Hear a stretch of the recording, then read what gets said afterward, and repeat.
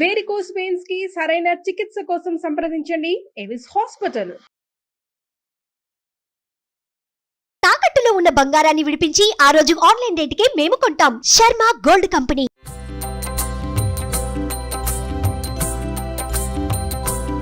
ఒక్కసారి రథసప్తమి స్పెషల్. ఒక్కసారి రథసప్తమికి సూర్యారాధనలో భాగంగా ఈ రోజున పూర్తిగా ఉత్తరం వైపుకి వాలిపోతాడు సూర్యుడు. అన్ని డిగ్రీలు వచ్చేస్తాడు అన్నమాట. కానీ చూడండి, ఎప్పుడు స్టూడియోలో ఉండే కన్నా బయటకు వస్తే పక్షుల అరుపులు, కేకలు, కిలకిలా రావాలి, ఎంత బాగున్నాయో. చక్కగా దీన్ని అలంకరించుకోవటం ఈ రథాన్ని. ఇంకా పువ్వులు, నువ్వు ఇంకా పువ్వులు పెట్టి ఈ పువ్వులతోటి ఏం చేసినా చెయ్యొచ్చు. ఆనంద కర్పూర నీరాజనం దర్శయామి ఏకాంతాయ కళ్యాణి దేవి చేస్తున్నాము. తాకట్టులో ఉన్న బంగారాన్ని విడిపించి ఆ రోజు ఆన్లైన్ రేటుకే మేము కొంటాం. Sharma gold company. Suman TV ప్రేక్షకులందరికీ నమస్కారం. ఈరోజు నేను రమ్మగారు రథసప్తమి స్పెషల్ పాయసన్నం మీ అందరికీ చేసి చూపిస్తున్నామండి. ఎప్పుడు మనం వీడియోల రూపంలో రథసప్తమికి ఎలా ఉండాలి, ఏం చేయాలి, పూజా విధానం ఇవన్నీ మాట్లాడుకుంటూ ఉంటాం కదా. ముఖ్యంగా పాయసన్నం అది డైరెక్ట్గా చేసి చూపిస్తున్నా. నమస్తే రమ్మగారు. నమస్తే జయ. మొత్తం రెడీ చేసినట్టున్నారు కుంపటితో సహా. అంటే మామూలుగా దాల్ పెడతాము, ఇలా మన బాల్కనీలో మాడాల మీద దాల్ పెట్టి కింద వాళ్ళు గోల్ చేస్తారు. కుంపటి సేఫ్ అని కుంపట్లో పెట్టుకుంటాం. ఇదిగో మన కుంపటి సిద్ధంగా ఉంది. ఓకే అండి. ఈ కుంపట్లో ఏం చేద్దామంటే మంచి పర్ఫెక్ట్ ఆవు పిడకలు ఉన్నాయి మన దగ్గర. ఓకే, వీటిని పేర్చేద్దాం. మొదట కుంపటి వెలిగించుకుని చేయటం మామూలుగా నేను ఎప్పుడు చేసేదే. నేనేం చేస్తున్నానంటే శాస్త్రానికి 2-3 ఆవు పిడకలు పెట్టి కొంచెం ముందుకు కింద బొగ్గులు పోసేసుకుంటున్నాను. సరే, ఇవాళ మనం వీడియో కోసం చేస్తున్నాం కాబట్టి పూర్తి పిడకలు ఇంటి దగ్గర అట్లా చేస్తాం. ఊర్లో అట్లా చేసేవాళ్ళం. చిన్న చిన్న ముక్కలు చేస్తే మనకి ఏంటంటే చకచక ఇది. రథసప్తమి స్పెషల్ ఇది కదా రమ్మగారు. మీ కింద ఒక పెద్దది పెట్టి అది పెట్టు, చిన్న చిన్నవి పెట్టి మనకి అంటుకుంటాయి. చాలా ఇంకొకటి 2 చిన్న చిన్న ఈ గ్యాపులు పూర్తి చేస్తే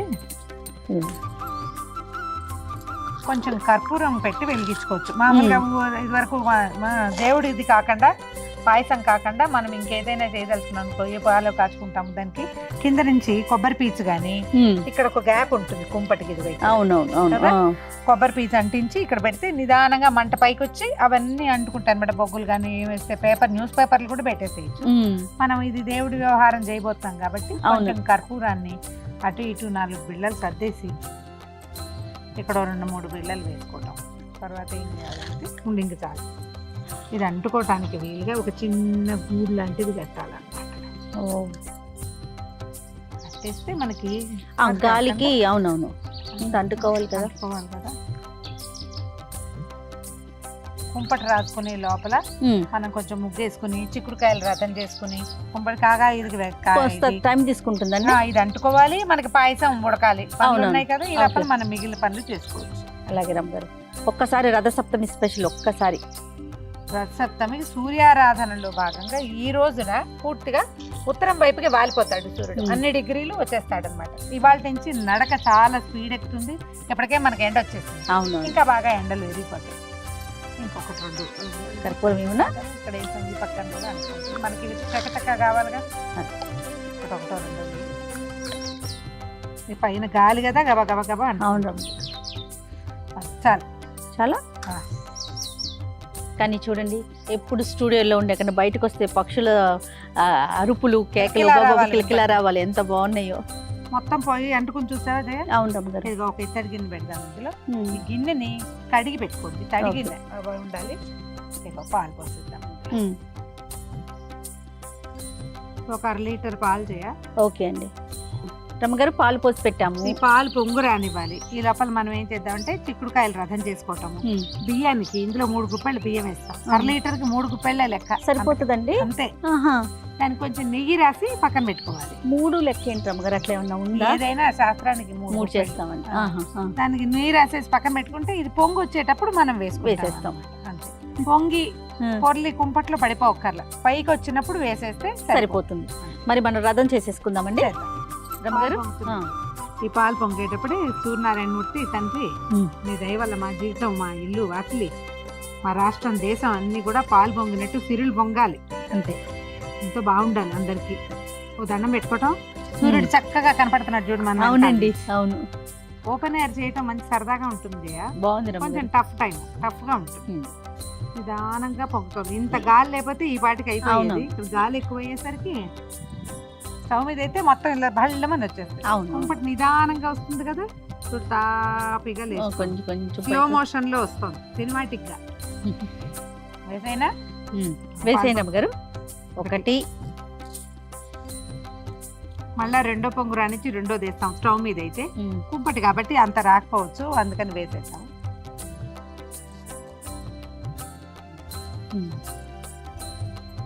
మూడు చిటికలు తీసివేయి నువ్వు కూడా. చిటిక అంటే తెలుసా? అది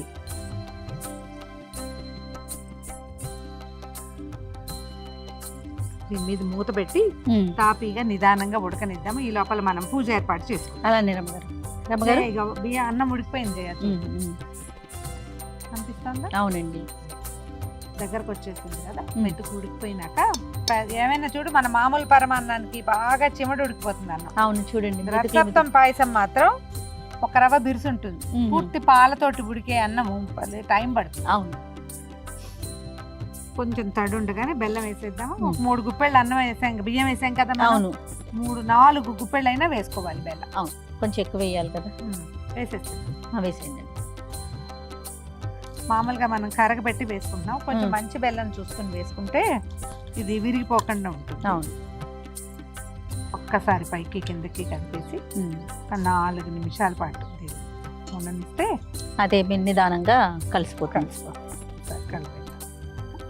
పాయసం పూర్తిగా పక్కమైంది. నెయ్యి ఉంది చూడు, కొంచెం అందుకు కొద్దిగా నెయ్యి వేద్దాం చేయ. ఇందులో మనం ఏలకొళ్ళు అవేమి ఏమి వేయం కదా, నెయ్యే పొయ్యి మీద ఉండగా వేయటం, మళ్ళీ దింపాక మళ్ళీ ఒక నెయ్యి తొక్కేసి చూపించాం. ఈ లోపల మనం చిక్కుడుకాయలు రథం చేసుకుందామా? అట్లానేనండి.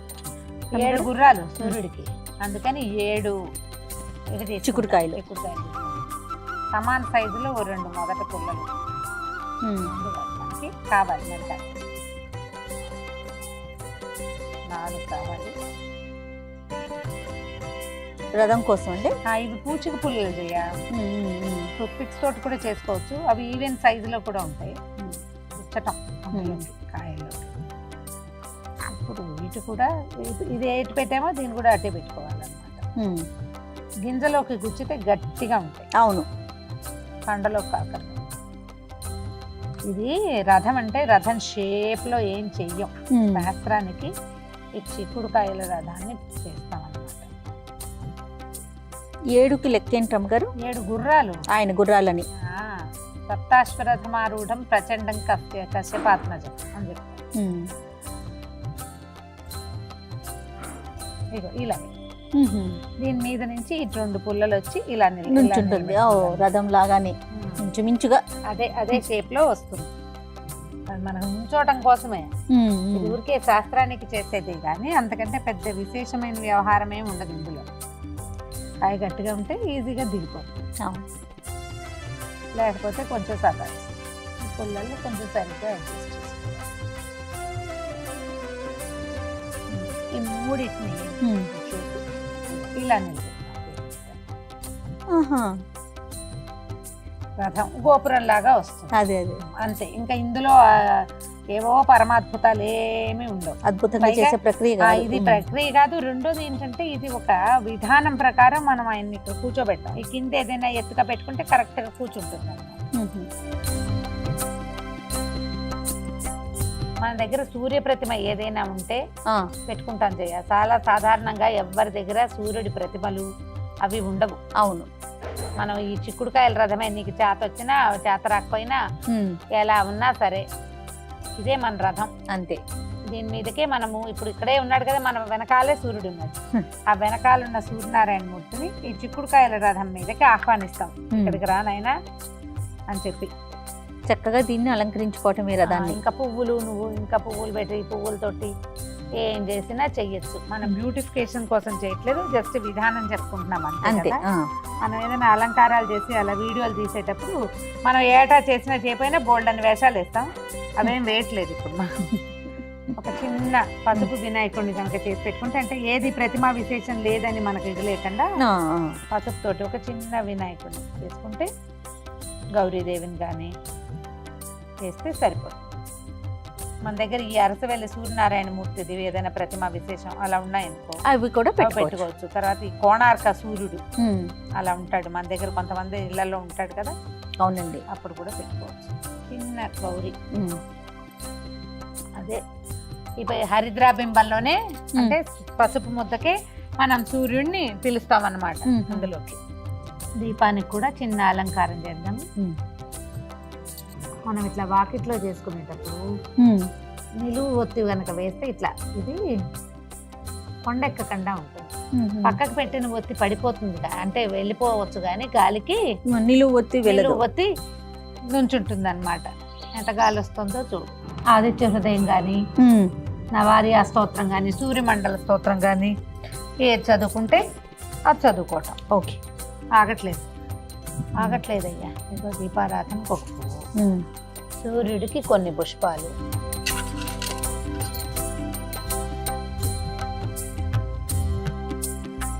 సర్వదా జయమంగళం తదేవ లగ్నం సుదినం తదేవ తారాబలం చంద్రబలం తదేవ విద్యాబలం దైవబలం తదేవ లక్ష్మీపతే తేంగ్రేగం స్మరామి గురుర్బ్రహ్మ గురుర్విష్ణు గురుదేవో మహేశ్వర గురు సాక్షాత్ పరబ్రహ్మ తస్మై శ్రీ గురవే నమః.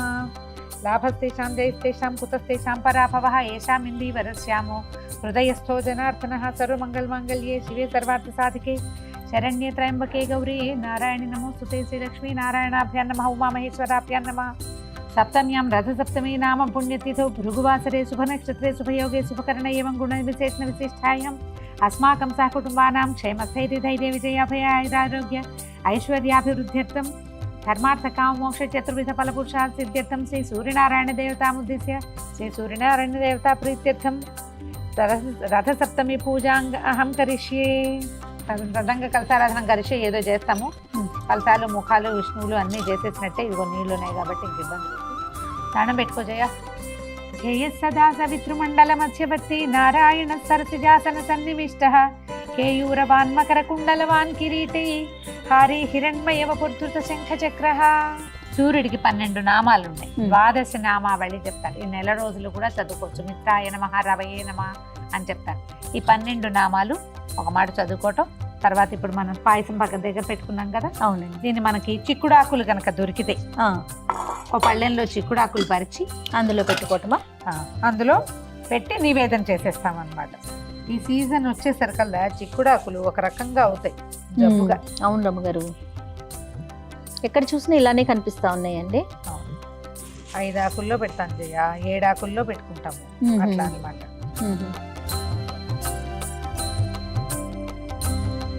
మిత్రాయ నమః. ఈ నామాలు చదువుకుంటే మంచిది జయ.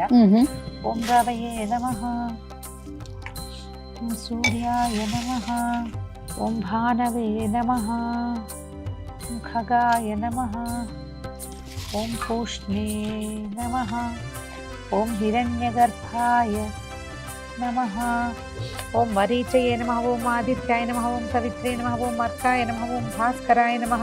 మనం ఏదైనా పళ్ళు అవి పెట్టదలుచుకుంటే అవి కొబ్బరికాయ కొడితే అది. నిజానికి ఇవన్నీ ఊరికే మనం చేస్తున్నాం, కానీ పాయసమే ముఖ్య నివేదన.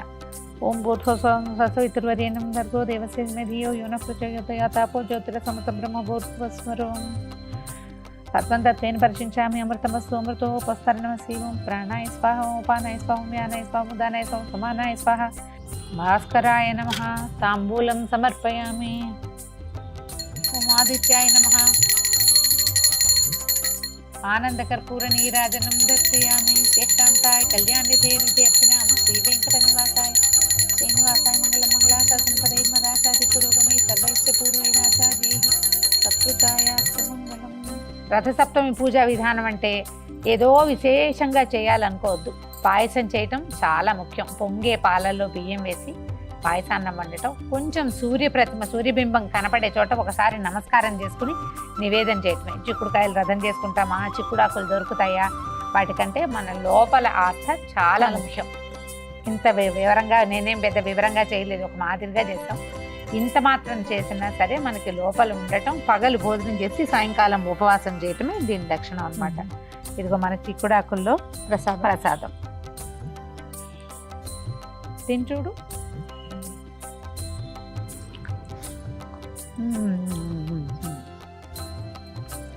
కుంపట్లో చేసిన ప్రసాదం. ఈ మాఘమాసం అంతా ఏమీ చేయలేకపోయినా స్నానం చేసి సూర్యుడికి దండం పెట్టుకోండి. అలాగే రమ్మగారు.